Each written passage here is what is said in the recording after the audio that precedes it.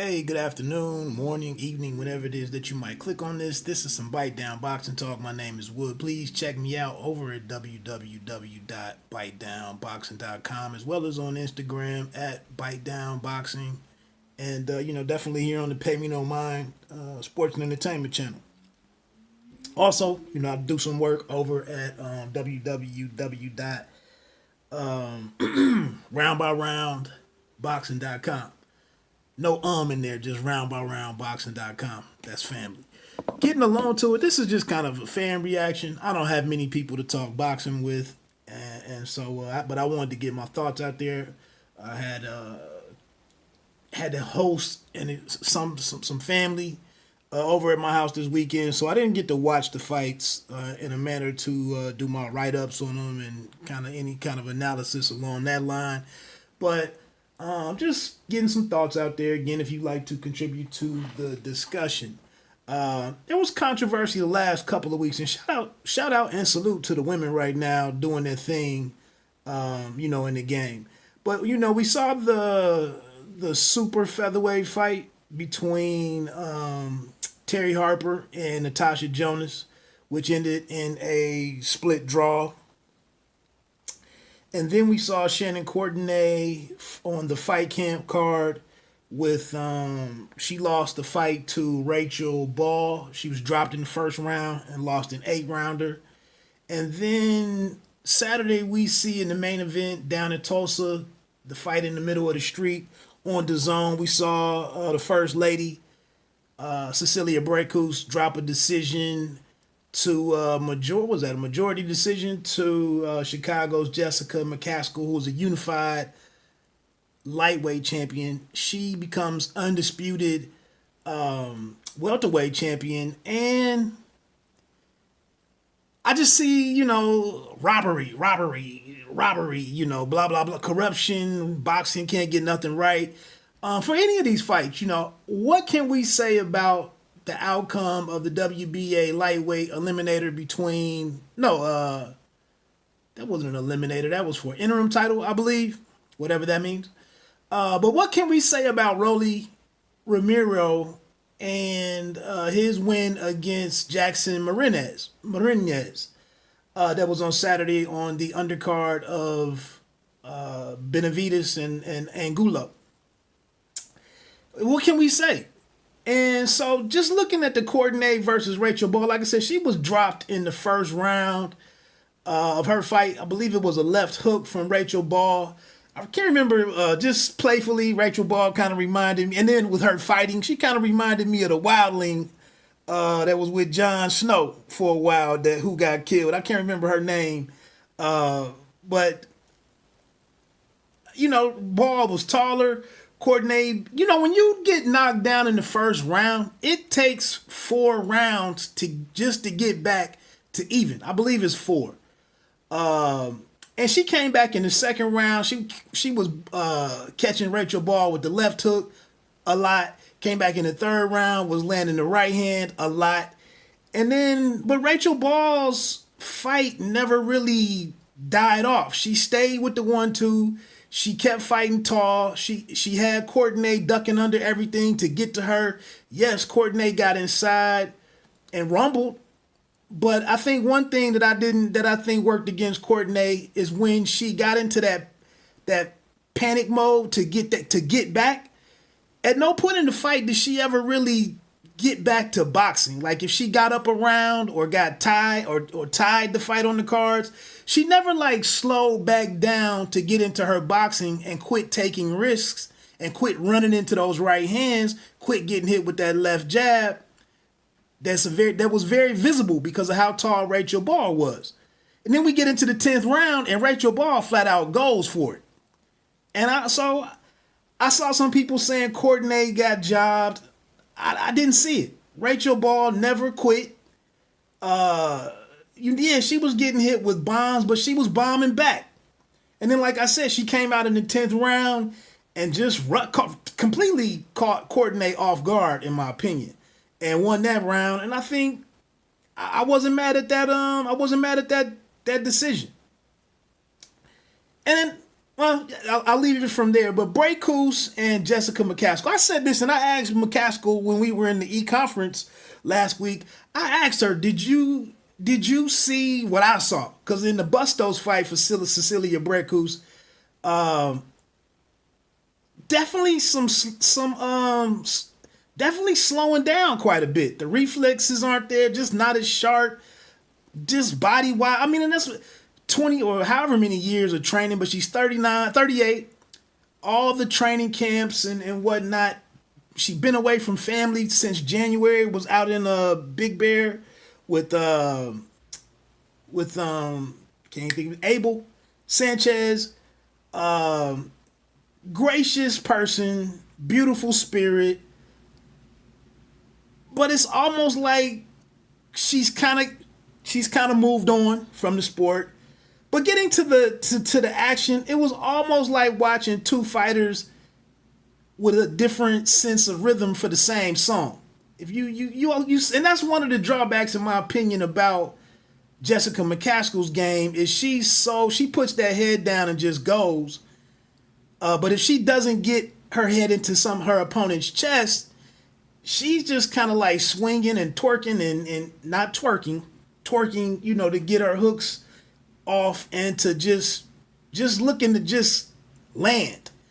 And so what do you do when CompuBox says 85 connects for Brækhus and 84 for McCaskill, but then it's 230 more punches thrown by McCaskill? And this is when you go back to the Harper fight. This is why Harper could hold on to her belts, because she brought the volume. She brought the punching volume in that fight. Now, this goal highlights how skilled Jonas was and how aesthetically pleasing her style was in comparison or contrasting it against what we saw with Jessica McCaskill, who's just, like I said, head down, just throwing shots. And again, can you slow down for a minute? And I thought McCaskill's pace was down a little bit from what we've seen prior. But and then, first with Brækhus, she could have done a little bit more, in my opinion, in timing, anticipating some things, making the fight look a little bit clearer. But again, she doesn't move in and she doesn't get in and out. She's not ducking and bending, at the waist and getting out of shots and slipping stuff.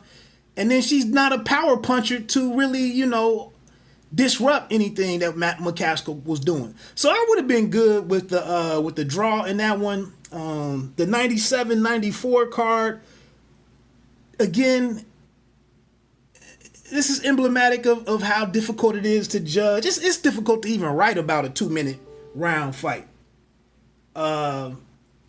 So again, these are 3 different fights. 4 if you want to take a look at the Romero and Marinez fight. And it is what it is. Salute to Jessica McCaskill on getting it done. You would have expected boxing to lean towards the champion. It might not be a good thing to say, and it might be hard to stomach, but that's kind of what it is sometimes in the game. History was on the line. Like, who wanted to, get in the way of history being made? But the fight the decision wasn't granted or given to or didn't come back in Brækhus's favor. McCaskill, she has quite a few options out there. I'm still a fan of her facing I can't think, Merciless Mary over out of Gary, Indiana.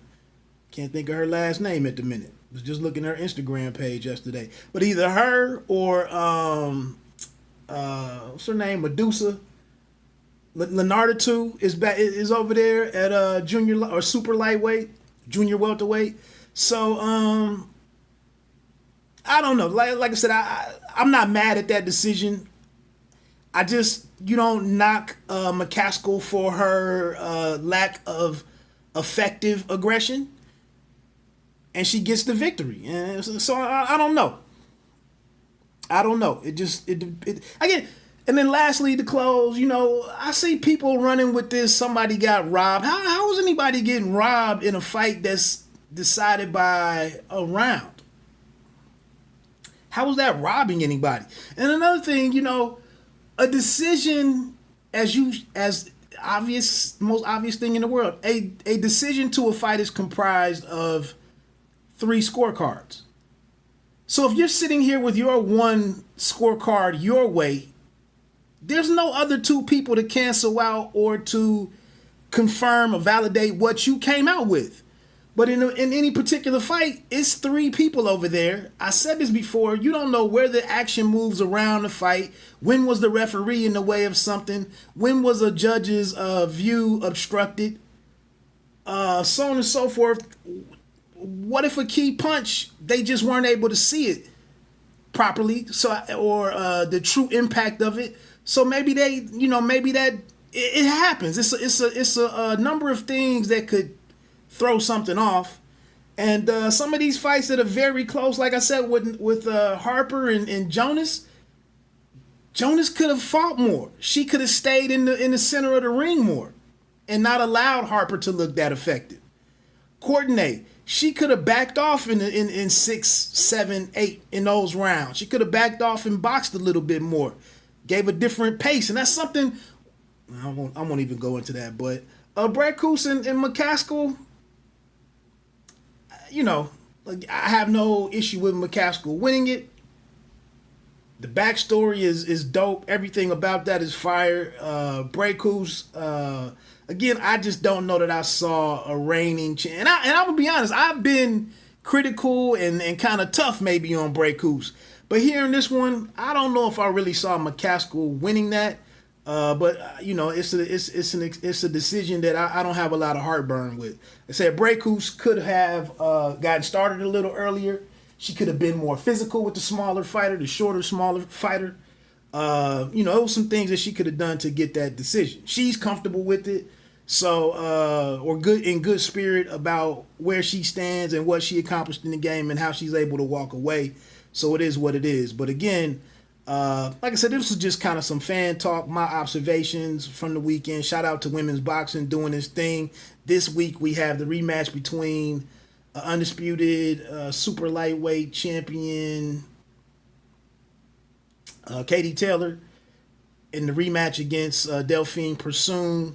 All eyes will be on Katie Taylor because she got out of that first one with the victory on a night where Persoon gave her everything she was looking for. But again, that clean and effective punching and stylistically, when you mix things up and make things murky, it's kind of hard to get that poor accuracy in your punching. It kind of devalues that effective aggression criteria for boxing and whatnot, for scoring. So that's going to be a very interesting fight on the card with Dillian White and Sasha Povetkin. So that's it, man. I just was rapping about some boxing for a minute. If you feel like you disagree or agree or have anything to contribute to the discussion, feel free to leave a comment. Peace.